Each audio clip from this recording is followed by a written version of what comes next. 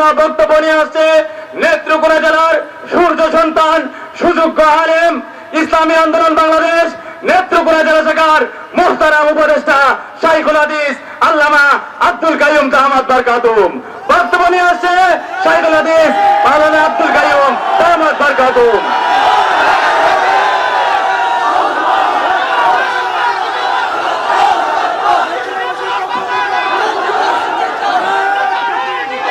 আসসালামু আলাইকুম ওয়া রাহমাতুল্লাহি ওয়া বারাকাতুহু।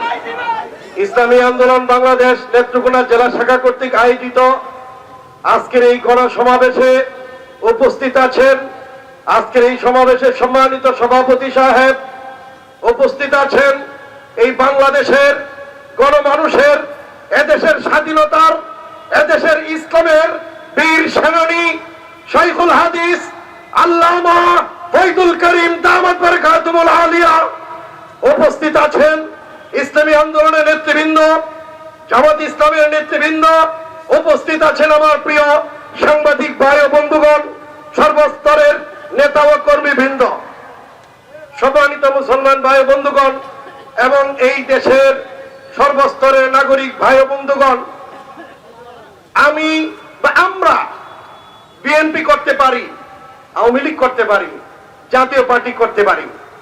আপনারা জানেন যে এই নেত্রকোনাতে আজকে বহুদিন যাবৎ 34 বছরের আমার কর্মজীবনে এই নেত্রকোনার আনাচে খানাচে বহু মাহফিল করেছি, বহু জায়গা গিয়েছি। আমাকে আওয়ামী লীগের ধর্ম সম্পাদক হওয়ার প্রস্তাব দেওয়া হয়েছে, বিএনপি থেকে প্রস্তাব দেওয়া হয়েছে। আপনারা এই কথা জানেন, 2001 সনে 4 দলীয় ঐক্য জোটের ইসলামী ঐক্য জোটের জেলা সেক্রেটারি ছিলাম আমি, নির্বাচন করেছিলাম, সরকারও আমরা গঠন করেছিলাম। কেন আমরা ইসলামী আন্দোলনের সাথে সম্পৃক্ত হইব, কেন আমরা ইসলামিক দলে থাকি, এই কথাটা আপনাদেরকে বুঝতে হবে। বিএনপি আওয়ামী লীগ এরাও তো মুসলমান, জাতীয় পার্টি মুসলমান, মুসলমানের দল করতে পারলে, জান্নাতে যেতে পারলে, এই দল করলে যদি জান্নাতে যাওয়া যায়, ইসলাম ঠিক থাকে, তাহলে এটাই তো চলে। হুজুরদের আলাদা দল করার দরকার চাই কি? কথা ঠিক কিনা কি গণ? বুঝতে হবে। আমি যখন কোরআন হাতে নেই, আপনি যখন কোরআন হাতে নেবেন, কোরআন আপনাকে বলবে ওমাল্লাম ইয়াহকুম বিমা আনজালাল্লাহ ফাউলাইকা হুমুল কাফিরুন ফাউলাইকা হুমুদ যালিমুন ফাউলাইকা হুমুল ফাসিকুন। যারা কোরআন দিয়ে দেশ চালায় না, কোরআনের আইনে দেশ চালায় না, আমার আল্লাহ ফতোয়া দিয়েছেন এরা কাফের, এরা ফাসিক, এরা অত্যাচারী, এরা জালেম। আল্লাহর কোরআন বলে ইনিল হুকমু ইল্লা লিল্লাহ, এই পৃথিবী আল্লাহর, ইন্নাল আরদা লিল্লাহি, জমিন আল্লাহর, এখানে আইন চলবে আল্লাহর, কোন মানুষের আইন চলতে পারে না। আজকে এই বাংলাদেশে মুসলমান নামদারি যে সকল দলের রাজনীতি করছে, সেটা আওয়ামী লীগ হোক, বিএনপি হোক, জাতীয় পার্টি, তাদের কিন্তু এই কথার পরিষ্কার ঘোষণা আছে, তারা কোরআনের আইন, আল্লাহর আইন দিয়ে দেশ চালানোর পক্ষে না। কিন্তু মানুষকে বাইল দেওয়ার লাগে, ধোঁকা দেওয়ার লাগে বলে কোরআন সুন্নাহ বিরোধী কোন আইন পাশ করব না। আপনারা জানেন 69 সালে আওয়ামী লীগ এই কথা বলেছিল, বিএনপি বারবার এই কথা বলে, আরে ভাই কোরআন সুন্নাহ বিরোধী আইন তোমরা করবে না, এই কথা বলো। বাংলাদেশের সংবিধানে কোরআনের বিরোধী যে আইন আছে এগুলা বাদ দিয়ে কোরআন যে দেশ চালাবো, তাহলে তো আমাদের দল বিলুপ্ত ঘোষণা করবো। কথা ঠিক কিনা বলে? কিন্তু মুসলমানের ভোট, হুজুরের ভোট, এইগুলাকে কালেকশন করার জন্য একটা দল বারবার বিভ্রান্ত করে, এই বিভ্রান্তিতে আর মুসলিম জাতি পড়তে চায় না। আরেকটা বিভ্রান্তি ছড়ায় যে ইসলামিক দল ক্ষমতা আসলে মহিলাদের বুরকা লাগাইতে হবে, দাড়ি রাখতে হবে, হিন্দু ভাই যারা সংখ্যালঘু এদের অধিকার খর্ব হবে। আপনাদেরকে বলতে চাই, দীর্ঘ 1000 বছর ভারতে মুসলমানরা ক্ষমতায় ছিলেন, কোরআনের শাসন ছিল, কিন্তু এরপরেও বাংলা, এই ভারতবর্ষে মুসলমান সংখ্যাগরিষ্ঠ হয় নাই। কথা ঠিক কিনা বলে? বাধ্য করা হয় নাই। ইসলাম কোন সময় মুসলমানকে ইসলাম গ্রহণ করতে বাধ্য করে না।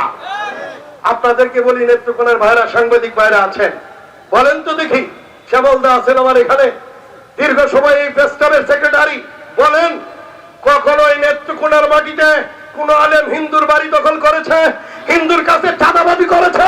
একটা রেকর্ড তাই। কথা ঠিক কিনা বলে? আর বিগত 5 তারিখের পরে কত হিন্দু লীগ নির্যাতিত হয়েছে, কত হিন্দুর কাছে চাঁদা উঠানো হয়েছে, কত হিন্দু নেত্রকোনা ছেড়েছে, এই ইতিহাস আমাদের জানা আছে, সময়ে বলা হবে ইনশাআল্লাহ। সুতরাং এদেশের সংখ্যালঘুরা যদি শান্তিতে থাকতে চায়, একমাত্র পীর সাহেব চরমোনাইয়ের ওনার ছায়াতলে শান্তিতে থাকতে পারে, আলেমদের কাছে শান্তি পাইতে পারে। আল্লাহ নবী সাল্লাল্লাহু আলাইহি ওয়াসাল্লাম বলেছেন, আল খালকু ইয়ালুল্লাহ, সমস্ত সৃষ্টি আল্লাহর পরিবার। এটা একজন হিন্দু, বৌদ্ধ, খ্রিস্টান, আমি ধর্মমতে বিশ্বাস করি, তারা আল্লাহকে সঠিকভাবে মানে না। আল্লাহ মানে, কিন্তু আল্লাহর সাথে অংশীদারি করে, আল্লাহ মানে। একমাত্র নাস্তিক ছাড়া যারা গড ইজ নাথিং, আল্লাহ বলতে কিছু নেই, বাকি সবাই আল্লাহকে মানে, হয়তো শিরিক করে। আমি বলতে চাই, আল্লাহর নবী বলেছেন সবাই আল্লাহর সৃষ্টি। যারা মুসলমান খোদাদ্রোহী, তাদেরকে আল্লাহ খাওয়ায়। আর আসুলতানু যিল্লুল্লাহি ফিল আরদ, রাজা হলো আল্লাহর ছায়া। সেই আল্লাহর ছায়া রাষ্ট্রপতি, ইসলামী শাসক, তার ছদ্মবরণে, তার ছায়ায় সমস্ত প্রাণী জগৎ শান্তিতে থাকে। আজ এই শান্তি যারা ব্যক্তিগতায় চাঁদাবাজি করে, সন্ত্রাস করে, দুর্নীতি করে, 53 বছর যারা ক্ষমতা ছিল, এরা এগুলা করেছে, এদেরকে আর ক্ষমতায় দেখতে চাই না। এই নেত্রকোনার মাটিতে রাস্তাঘাটের কি অবস্থা আপনি দেখেন। হাসপাতাল, একটা আধুনিক হাসপাতাল, দেখে দেখেন পানির ফিকার লেদা আর নোংরা অবস্থা। কি জন্য? হাসপাতালে ফ্রি চিকিৎসা নাই, ঔষধগুলো বিক্রি করা হয়। এই শহরের একটা ভালো ডাইনির ব্যবস্থা নাই, স্কুল কলেজের ভালো ব্যবস্থা নাই। দুর্নীতি, অত্যাচার, চাঁদাবাজি মুক্ত একটা আধুনিক নেত্রকোনা করতে আলেমদের সাথে হাত মেলান, আলেমদেরকে নির্বাচিত করুন।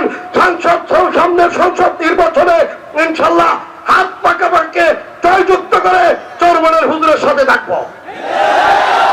আপনারা জানেন, আওয়ামী লীগের আমলে হুজুর ইচ্ছা করলে এমপি হইতে পারতেন।